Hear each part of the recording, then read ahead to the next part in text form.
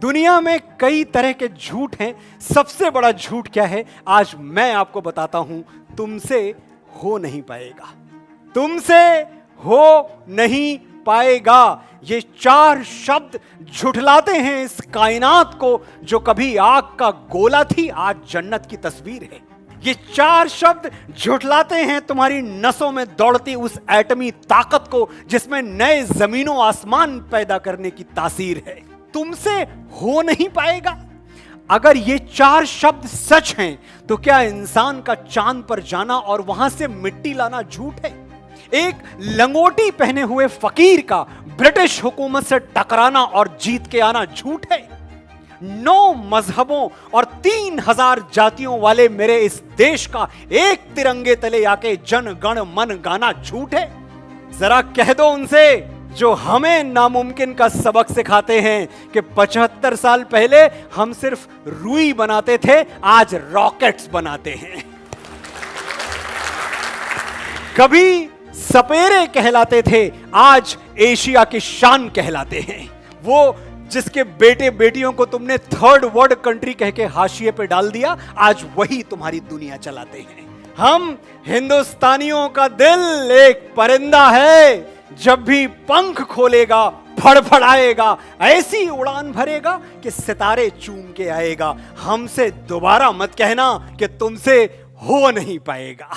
कृतम में दक्षिणे हस्ते जयो में सव्याहिता, यानी दाएं हाथ से कर्म करो, जीत विजय तुम्हारे बाएं हाथ का खेल बन जाएगी।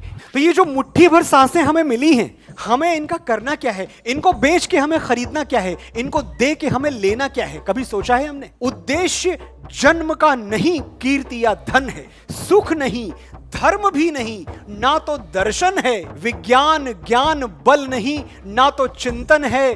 जीवन का अंतिम ध्येय स्वयं जीवन है। To live is the ultimate end the highest goal of life. हमारे पास कुछ नहीं था तो सब कुछ था, और आज सब कुछ है तो कुछ नहीं है। शायद यही जिंदगी का खेल है, यही डाइकोटमी है। पर्दा जब गिरने के करीब आ जाता है तब जाकर कुछ खेल समझ में आता है। तो बस इतनी सी बात है कि हमें ये तो याद रहना चाहिए कि आखिर में in the end we all are going to be stories, just stories, nothing else. आज आग हैं, कल हम पानी हो जाएंगे, आखिर में सब लोग कहानी हो जाएंगे। ना मेरी आवाज हमेशा गूंजेगी, ना सुनने के लिए हमेशा तुम होगे। तिनका तिनका पड़ा मिलूंगा मैं भी कहीं, और कहीं पर रेशा रेशा तुम होगे। जैसे सूखे फूल दबे हों पन्नों में, गए दिनों की एक निशानी हो जाएंगे, आखिर में सब लोग कहानी हो जाएंगे। हमारी माँ के लिए अगर दुनिया में सबसे सुंदर कोई चेहरा है, दुनिया में सबसे सुंदर कोई व्यक्तित्व है, दुनिया में सबसे सुंदर कोई दृश्य है तो हमारा चेहरा है। हमसे सुंदर उसे कुछ नहीं लगता, लेकिन उसी माँ के लिए हम तारीफ के 2 शब्द नहीं ढूंढ पाते। जो हर वक्त आसपास रहे वो अक्सर नजर नहीं आता। माँ के साथ भी यही होता है, पता नहीं कब घर के किसी कोने में खो जाती है। वो इतना दिखती है कि दिखना बंद हो जाती है। तुमने आखिरी बार उसे आंख भर के कब देखा था?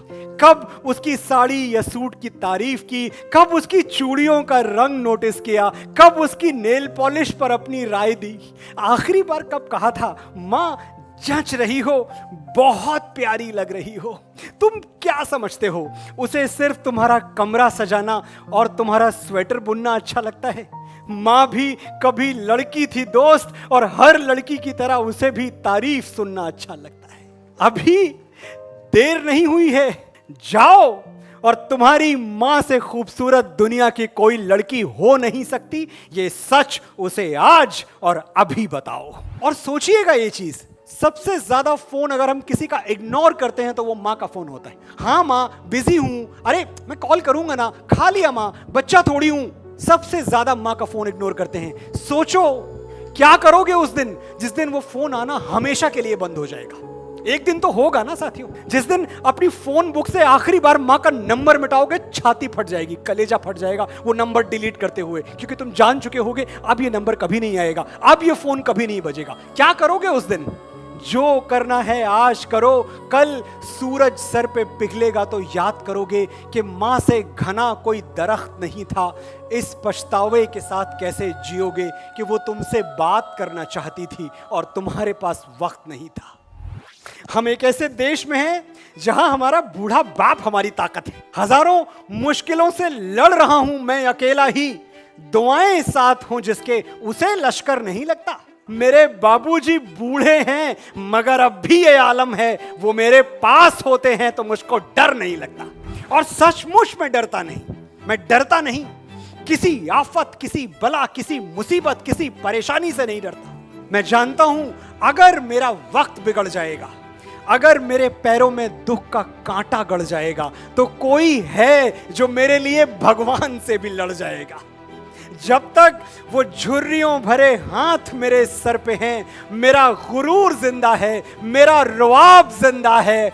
कयामत भी आ जाए तो मेरा क्या बिगाड़ेगी, अभी मेरा बाप जिंदा है। बहुत कुछ आप भूल जाएंगे, मैं सिर्फ ये चाहता हूं कि सब कुछ भूल जाएं। बस इतना याद रखिएगा कि मां से महान और पिता से पवित्र इस धरती में, इस ब्रह्मांड में आपके लिए कोई और नहीं हो सकता।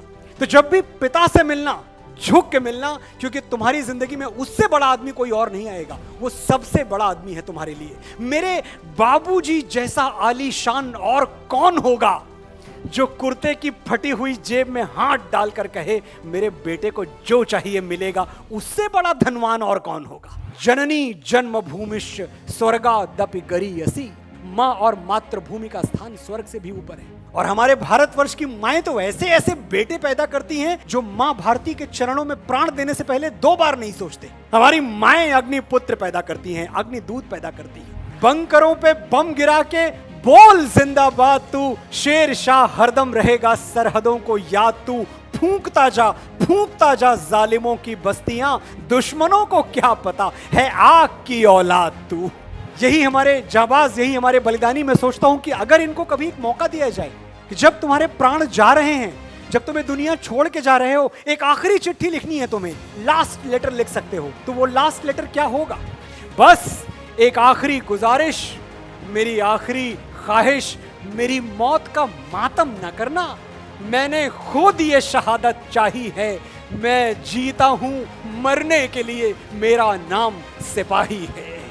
मैं आशा करता हूं कि जितना भी समय आपका मेरे साथ बीता वो समय सार्थक हुआ। आपने बड़े धैर्य से सुना, वर्धा वालों बड़े ध्यान से सुना। आपका बहुत बहुत बहुत आभार। फिर मिलेंगे।